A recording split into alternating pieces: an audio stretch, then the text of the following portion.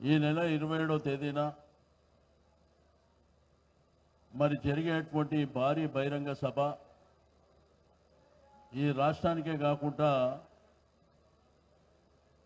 దేశం కూడా అబ్బురపడే విధంగా ఈ యొక్క బహిరంగ సభ ఉంటుందని చెప్పి నేను ఈ సందర్భంగా తెలియజేస్తా ఉన్నాను.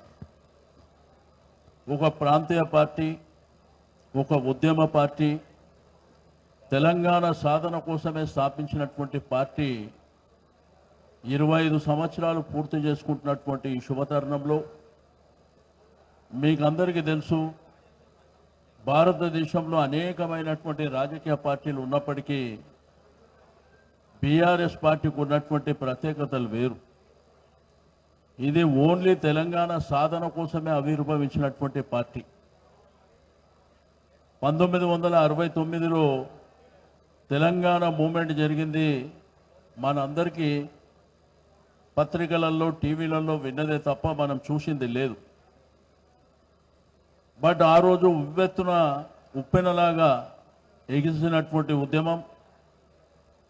మరి ఆ ఉద్యమంలో 400 మంది అమరులైనటువంటిది కూడా చరిత్ర చెప్తుంది. ఆ తర్వాత 72లో మరి పార్లమెంట్ ఎన్నికలు జరిగితే 11 స్థానాలు గెలిచినటువంటి చరిత్ర. కానీ లాస్ట్కి వస్తే ఆ జాతీయ పార్టీల ముందు లొంగిపోయినటువంటి పరిస్థితులను మనం చూసినాం.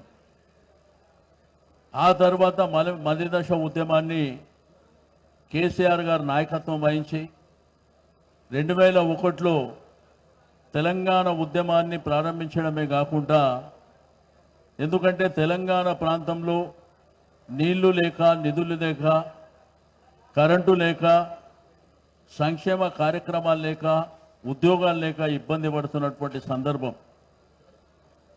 మరి ఆ సందర్భంలో మనకు తెలంగాణ రాష్ట్రం సాధిస్తేనే ఈ రాష్ట్రం బాగుపడుతుంది, మన ప్రజలకు మేలు జరుగుతుంది అనేటువంటి సంకల్పంతో డిప్యూటీ స్పీకర్గా వారు రాజీనామా చేసి, శాసన సభ్యత్వానికి రాజీనామా చేసి, మరి 2001లో ఈ గులాబీ జెండాని ప్రారంభించిన తర్వాత సంబంధ వర్గాలు, తెలంగాణ రాష్ట్రంలో ఉన్నటువంటి అన్ని వర్గాలు, నిరుద్యోగులు కావచ్చు, ఉద్యోగులు కావచ్చు, రైతులు కావచ్చు, యువకులు, మహిళలు, అన్ని వర్గాల ప్రజలు కూడా మరి కేసీఆర్ గారు తెలంగాణ ఉద్యమాన్ని మరి ఉధృతంగా ముందుకు తీసుకువెళ్తున్నప్పుడు వాళ్ళందరూ కూడా సంఘీభావంగా మేము వెంబడి ఉంటామని, తెలంగాణ సమాజం ఆ యొక్క